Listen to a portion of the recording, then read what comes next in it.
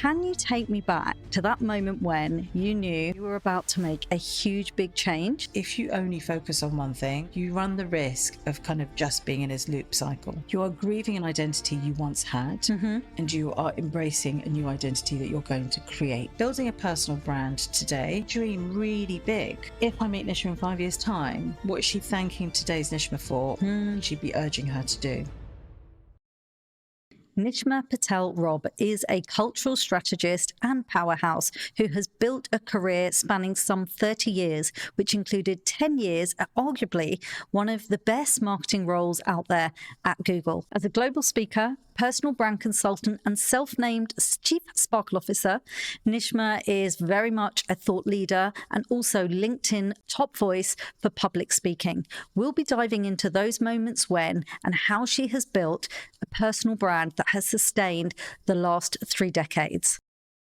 Don't Work Harder is the show for entrepreneurs who are ready to catapult their business forward, because we believe it's not about working longer, harder, or smarter. It's about those braver moments. One bold move is worth 1,000 small steps. So rather than those small incremental movements that are moving you forward at a much slower pace, we're going to share with you the stories of successful entrepreneurs who've taken those big, bold steps to move them forward. This show is brought to you by Atomic, and I'm your host, Suman Randhawa, and I'm here not only to share with you the stories of entrepreneurs and the success that they've had, but you'll also walk away with the insights of what they did at that exact moment when they made that change that moved their business forward. Nishma, lovely to see you today. Thank you for coming in. Now, you sit in front of me as the founder of Glittersphere, but not so long ago, you had arguably one of the biggest and kind of most high-profile senior director roles out there over at Google. Can you take me back to that moment when you knew that 50 was looming and you were about to make a huge, big change in your life, moving from corporate through to becoming a founder? Stepping away from a corporate life or any big pivot in your career requires a degree of thought that says, what are you going to leave behind? What are you going to take with you? And allow yourself, give yourself the permission to grieve a little bit of that.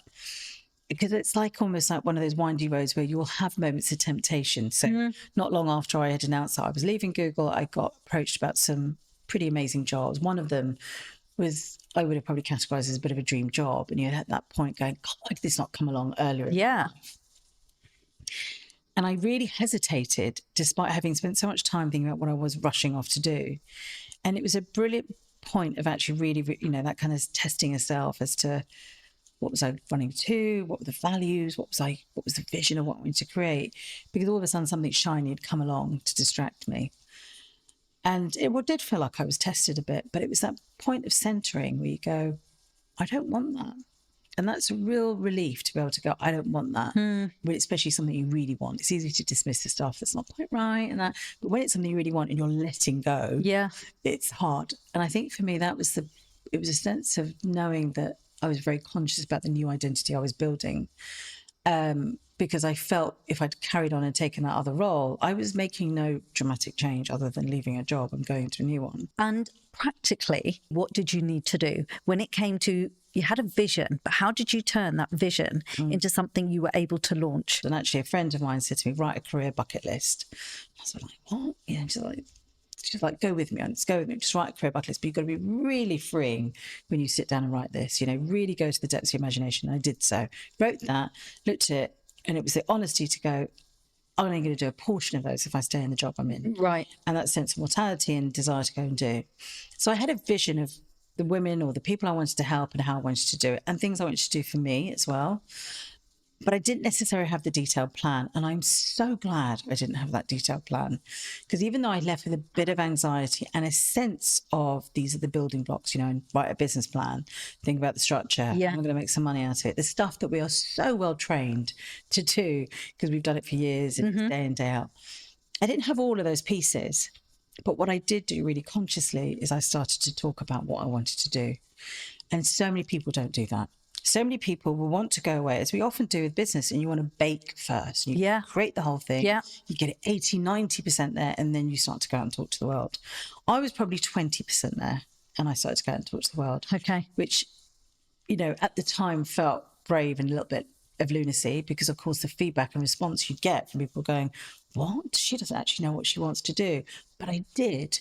And I think the reason why I did that, and I encourage everyone to do this, and actually even in business you should do this, is baking something in real life, building it in public is not only your right commitment to yourself to do something, because now you've told everyone, but then you're also opening yourselves up for input and feedback. And so what I was able to do and learn was I was able to test and try things by saying this is what I wanted to do. I used my network to get helpful advice and support. And then launched, yeah. And I think also by doing that is quite unsettling for the nerves as you're out in this period of like, right, so you've not got a regular income anymore. You've lost your identity of who you used to be. You don't have the safe infrastructure that a corporate or a business environment gives you. And all of a sudden, the floor and the ceiling have been taken away. Absolutely. That's something I really, but you're right. Everyone talks about the ceiling. Everyone talks about the ceiling, no one talks about the floor. So true. And that was the bit that was the learning, because it's like, oh God, okay, the floor's could fall. And it is, you're constantly in that sense of, am I going to fall? So the things I did at that point was accepting that I was only 20% of the way there. Yeah. And seeing that, flipping that to being a positive. So rather than stepping into fear, which I definitely did quite regularly, I used to take that fear and almost use it as energy. So I used it as fuel to say, okay, well, I've got to figure out what the next 80% is. So you go into research mode, you go out and ask, you go and test. You open yourself to be much more vulnerable, but also more receptive to shaping an idea. And I always knew from a creative point of view, from a creative leadership point of view, I would be really frustrated if we took an idea and you go, yes, great, let's just do it to production. You rush the process of creativity and you put something out there and then people want to test.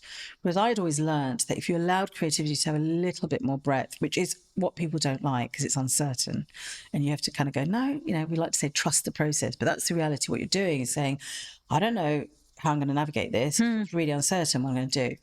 But you actually get a better outcome because you take more inputs in.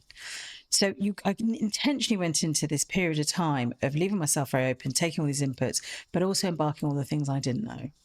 So I stepped out and said, I know a lot about Google's AI. I don't really know a lot about everyone else's AI, as you often do, because you spend a lot of time in your own business absorbed in your world and your bubble. So I went out and said, right, I'm going to go and do a load of learning about everyone else's AI. I'm going to go into places I've never been to. I'm going to try and get into introductions into people I would never have considered or I was curious about, and actually just kind of almost pretended I was on an apprenticeship. So I wrote myself a little 3 months apprenticeship plan. It was like, if I was an apprentice today, what would I want to go out and do and learn for where I want to get to? And went out and sought those opportunities. So whether it was kind of taking myself for a week to do loads of online learning around AI, treat myself as a student, going into businesses and saying, actually, I don't want to be paid. It was more around, I just want to learn.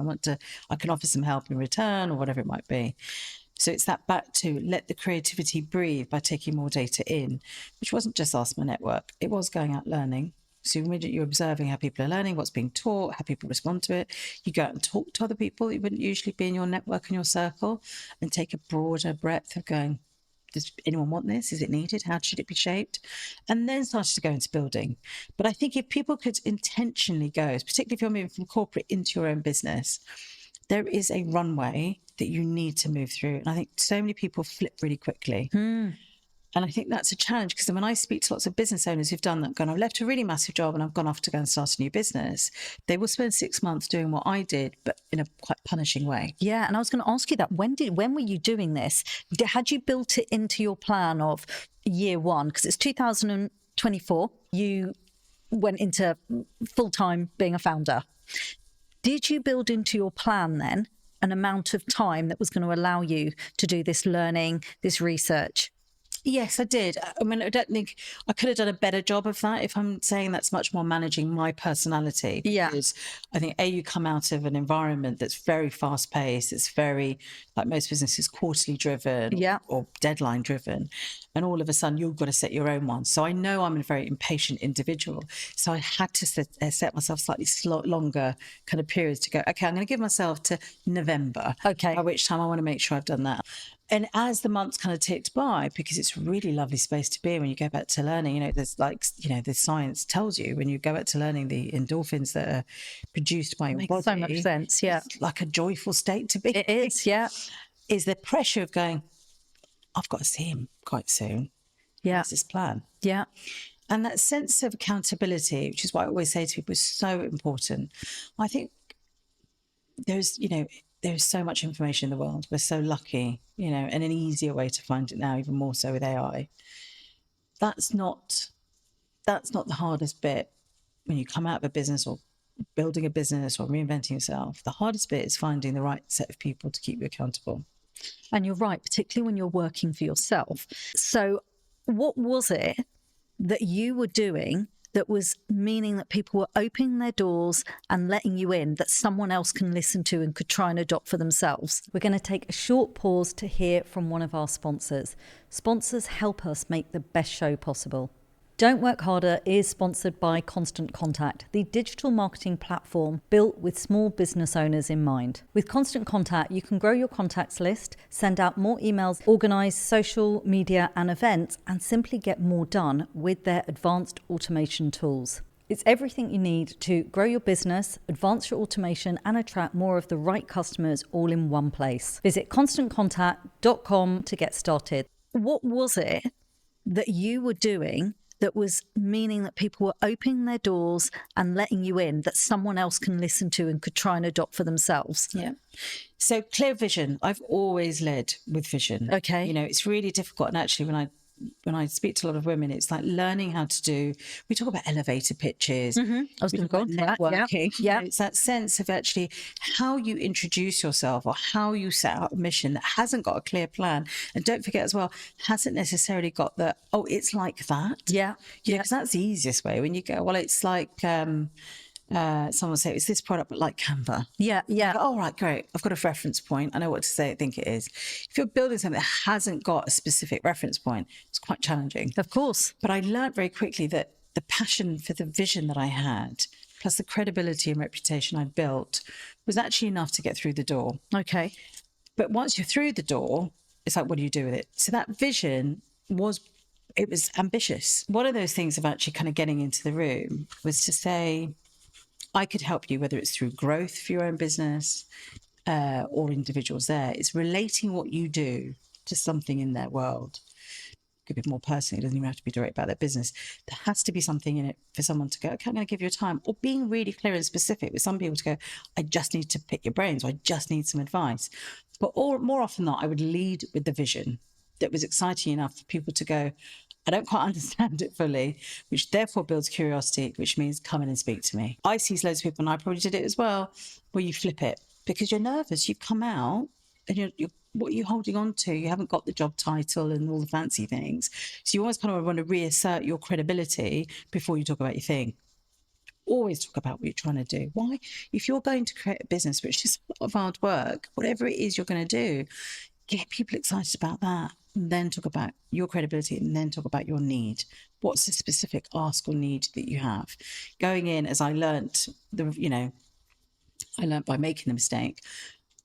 Going in and being too vague or too broad was you'd burn through time and not get what you wanted. Okay. So I learned to be much more strategic and specific about who I wanted to talk to and why. Yeah. Having that one single question in your mind to say, I'm going to ask them that. They don't need to know about everything else. I just need to know about that.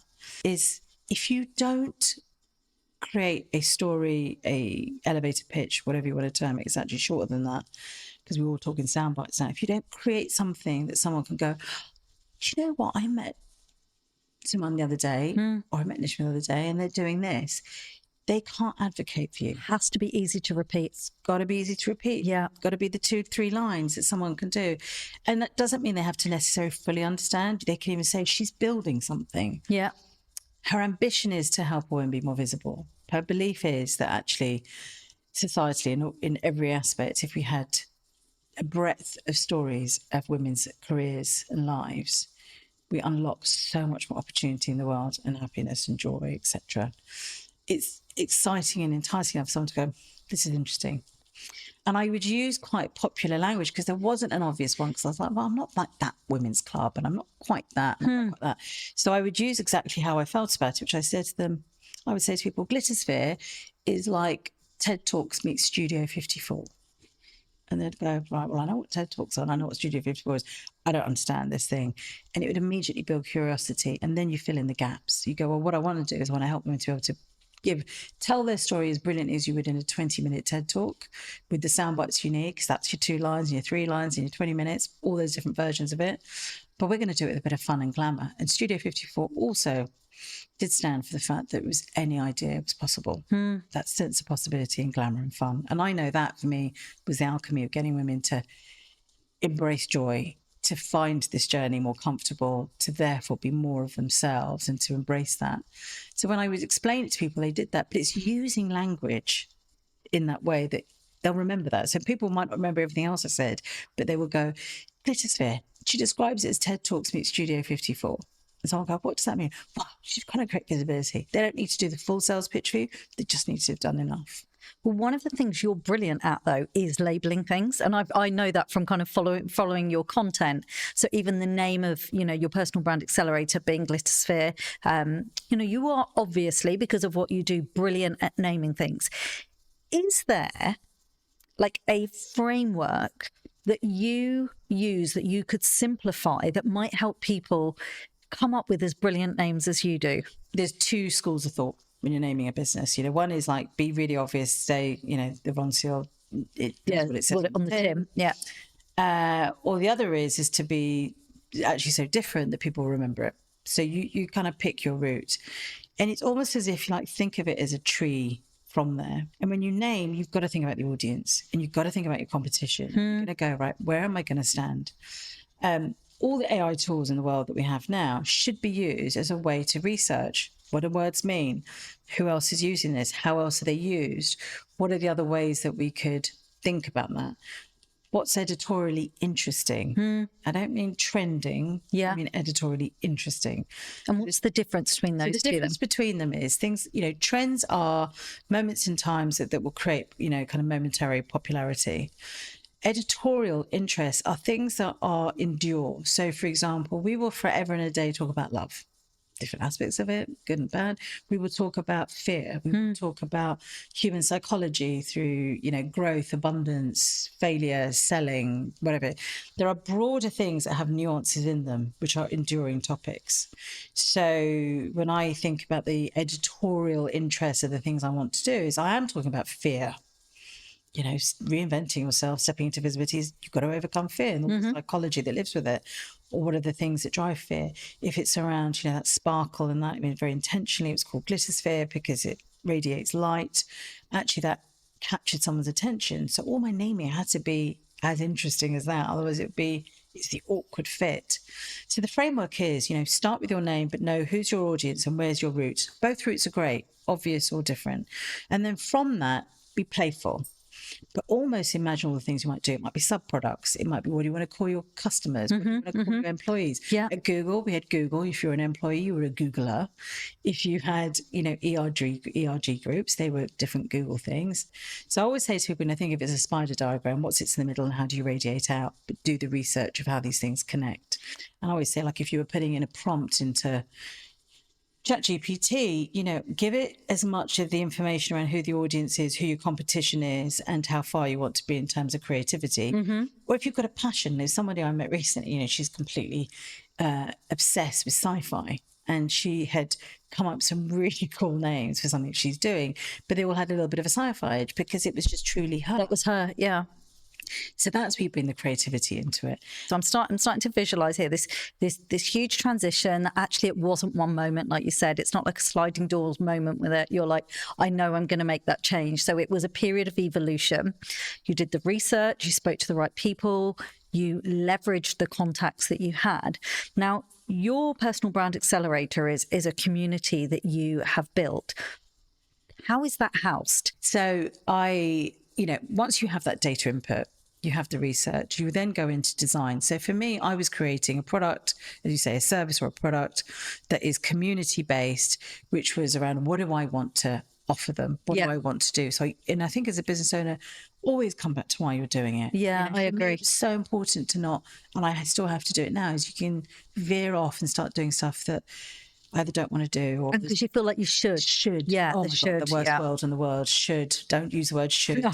But I do it all the time. But when I do, I have to stop myself and go, right, this is not about should, it's what I want to do.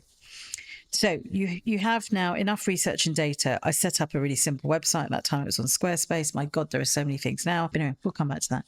Build your websites. You have a landing page. Doesn't have to be a website. As I say, it could be something that's really tied to your email system. So this is where you were going to collect the data from the waiting list. So collect the data. Yeah. Put out a form. Yeah. Collected the data, because that also gives you a space to keep going back to. I was very strategic about how I was using my social media channels. So I did go all in on LinkedIn. Yeah. I had a light touch elsewhere. And I was starting to build the narrative and conversation with almost through the posts and the information I was sharing. I wasn't just building in public. I was also testing what resonated and was interesting. Right. I think that's the biggest disconnect for any business owner. The thing you think is wanted and needed versus the thing that's actually wanted and needed. And as much as nobody ever wants to admit it, we're often wrong. And there was definitely things I was wrong about that I learned really quickly to go, they don't want that, they want this. Then it was about testing out a few trial products. Okay, what if I try this? What if is there a course? Is it in-person event? Is it, things there? Because that's the product I'm effectively creating, a community and learning and, the stage and the platform for women to perform on. What does that actually look like? So in smaller environments with tested groups, I started to test some things out. I then went through to a phase of inviting a number of founding members inside the community. And again, the common behavior would to invite all those that you know really well. Yeah. Well, I actually went the other way. I actually went to as many people I didn't know to invite them to be founding members. Because interestingly, and there's a balance. There's some that I know very well in there. There's some who weren't in my network. Because for that, you get a bigger breadth of really learning. Right. If I had only gone to my network, the challenge is you're still operating in the bubble that you're comfortable with. You're not going to see the things, the not risks, but the challenges that may lay ahead. By inviting others into your space, you get way more honest dialogue and interest. Discovery calls with all those people, learning and building from that, and then just finding a way to keep communicating and building iteratively in that way. And other businesses that I've worked with and do, it's a similar fashion. Show the demand. I did that through the wait list. Understand your customer base. I did that through the answers they gave me. I was able to put 500 or so answers into ChatGPT or Gemini and ask it to process it and give me some learnings, and then kept going back to it, testing and iterating. Started to dabble with content, like strategically content planning, to test what I was doing, and also personally what was I enjoying doing, because I keep coming back to that. You've got to enjoy doing it. Yeah. So there were times when I wasn't enjoying it. Yeah, we go back to the bucket list, right? Yeah, and there was bits I was going, why am I doing this? Yeah. I don't want to do this. Pull myself back, move in another direction. And then start to introduce it to the world, introducing the brand. The brand has evolved. Even for me, from a design perspective, it's still evolving.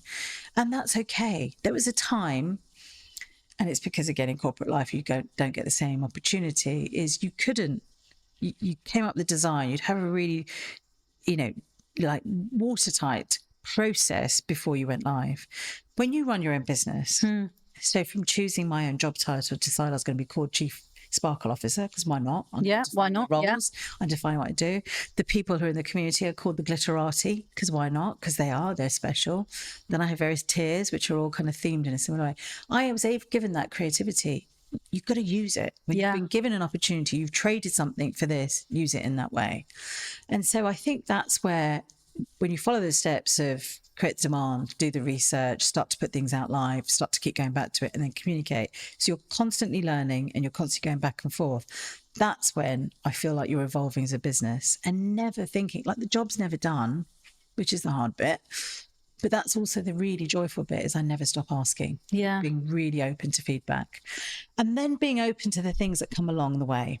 So by the time this goes out, we will have launched publicly a new business, which was not something I planned in the journey of building the Glittersphere, but it became so obvious and clear as to what I was doing. So at Glittersphere, I wanted to help women to find their voice, step into the spotlight, shine brightly, to achieve financial freedom. All of this is about growth and success in your career. It wasn't just to kind of feel good about stuff. It was like I had seen that to be a missing part of a lot of people achieving success. So I wanted to help them with that. But then I was like, actually, well, hold on, I need to make sure those stories get seen and heard. Yeah, are out there. Because if they're not seen and heard, and as a brand marketer, that is my job, it always has been, I was like, then I'm only kind of doing half of the job, because I feel so passionately about redefining the, not just the stereotypes, but the far too many labels or mislabeling that too many of us have to experience. And I was never going to do that if I just kind of did half the job. So in the process of building my own podcast, I worked with two other ladies who were helping me to find a producer for my show. And in the way that we often do, we started to discuss why, yet again, podcasting, like many other media, certainly I'd worked on, whether it was YouTube, or earlier days I worked with Gina Davis Institute on film and entertainment, why so much of it was skewed in a certain way. And what it led us to understand was that we needed to do something about it. And so kind of for me, connecting the two was, we have created a podcast network, the UK's first female-led and female-focused and produced podcast network, to help accelerate and elevate women's stories. So in the glitter sphere, I can help them find them and do that. But I wanted to finish the job off by doing something that would allow us to not only create our own content, but to take other people's podcasts and amplify them, use our commercial success and knowledge in doing it. We've done it at YouTube. So I have two co-founders in that business, which is the other thing. I decided to do glitter sphere on my own. I decided to do Hera with two other women. And I love the fact that I have these two businesses that do connect in so many different ways, but also are quite different and distinct. And so I think that's the other thing when you're building, is if you don't allow space to experiment, to explore other things, there's a real danger of you getting to the end of a cycle or almost getting bored of it. So as much as we have to be careful about prioritization and focus, if you only focus on one thing, you run the risk of kind of just being in this loop cycle. So, our younger generations might call it a side hustle. I call it about, you have a number of horses in the game, or you have a number of options that you're doing. And it's not that you're trading one against the other, you're learning from all of them. So some people do that through different sales revenue lines into a business. Some people do it through businesses and adjacency businesses. Some people do it through a business, plus they might have investments in other things. Whatever your flavor of things are, some people do it actually through mentoring, way to kind of stay relevant and connected. It's really important to do that if you're going to really keep learning and to keep yourself fresh and alive with what you're doing. So I think one of the key things there was saying, actually, hold on, I would never have discovered Hera and pursued that if I'd been so fixed on my business plan to go, oh, no, I can't do that. But I allowed myself to go, okay, if I start another business, how on earth am I going to manage my time? Who am I going to hire? What am I going to do? How have I got to get one business into a state that I can afford to build the teams and structures there? And what do I do here? And how do they connect? That fluidity is modern business. Yeah. That fluidity is what I call actually now the modern creative leaders. And they are creative leaders. It doesn't matter what level of entrepreneurship or business you're in. Leadership is much more about creativity than it ever was before. And I think being able to constantly come back to going, what's the life I want to design for me? Therefore, leave myself open to do these things, but without ever forgetting the true heart of what I'm trying to do, which is what I want, what I love, what I want to achieve, what I want to give back, what I want to experience, bucket list, back to that, all those emotions and feelings. I'm able to make these decisions. And I don't think I would have been able to if I hadn't done that work up front, which was going, who am I and what do I want to do? Stepping off the kind of merry-go-round, leaping into the unknown future, leaving myself open to learn and discover, and then accepting that point of review. And it's not, I'm making it sound like it's all gone smoothly. It really hasn't. It really hasn't. You're clearly enjoying the journey, and it sounds like you're enjoying the freedom of being in charge of your own destiny, which is kind of like one of the biggest distinctions, I think, from when we go from corporate through to running our own business. Because obviously at Google, you must have been surrounded by a team. No doubt you had people working directly with you and for you. Who keeps you accountable now in your business? The best bit of advice I have, and I still use every day, is if I meet Nishma in 5 years' time, what is she thanking today's Nishma for? What would she be urging her to do? And that keeps me really accountable. And I think, there's a personal accountability you have to have, but then also intentionally set people up around you and recognize that people play different roles and different styles of accountability, because there are days where you go, I don't really want to hear that. So you might quieten that one down, but you've got to listen to another one, because otherwise you can filter too much. Is there something practically you do then? So emotionally, I hear the message you give to yourself, the questions you ask yourself. What does that look like practically then? So it's a different kind of goal setting, so when you're staying accountable to yourself, you have to do a kind of goal setting, but you're setting different timelines and parameters around this. So I do, and actually it's great, like you can go into Notion, you can go in there and actually someone's created a template that says, your 6-month review or whatever it might be. Because now I haven't got to sit down with a boss and do a review. I've got to sit down with me and do that kind of honest accountability. But I use things like that, tools, and I publish quite a bit. So I have taken, this doesn't suit everybody, but I choose to share a lot of my journey along the way. I feel like that's part of my gift to others, is to go, I'm comfortable and confident enough to share what I'm doing along the way. I'm a huge believer of abundance and opportunity. So I'm like, why would I keep it to myself? But what it also does is it keeps me bloody accountable. Like I'm really, really accountable to saying, right, have I done this? When did I do it? And the honesty, I didn't do that. Why have I not done it? Why have I taken on too much? Or why have I allowed that to slip? So you build that into your calendar? I built it into my calendar. You have to have regular reviews. Mine's every 6 months, probably more than that. With yourself. I love with this. myself. Yeah. But I publish it. And I publish it at the moment just to a few friends. But by publishing it, it's like a physical See thing. what you mean? Yeah. Because then it's there. And then it's the point of going, right, what's the next 6 months? Because if I don't keep dreaming, and the biggest challenge I think for most businesses is you don't dream big enough. Yeah. You've got to dream really big.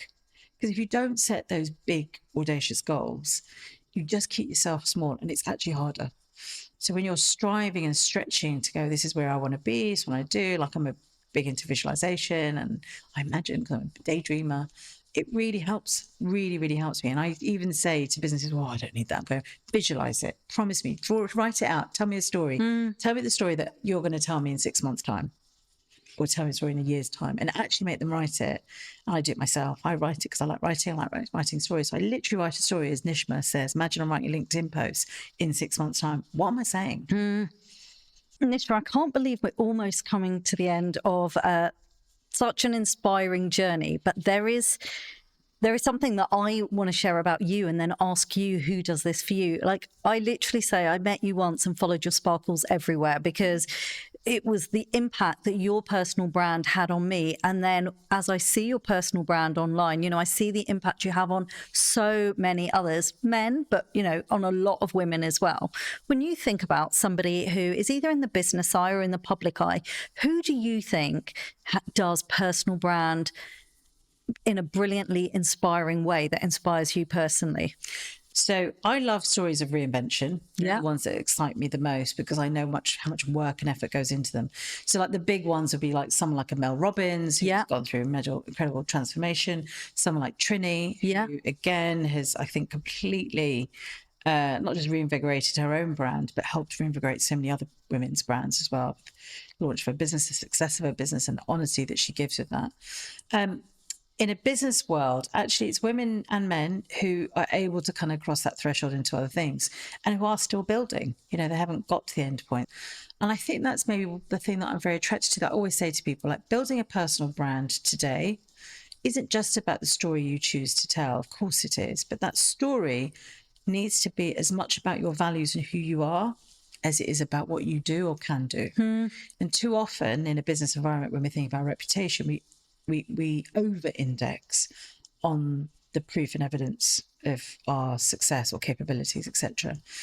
The reality is we live in a more automated and artificial world than ever before. That's why I developed a method that continues to grow and evolve called the other AI, which is authentic intelligence.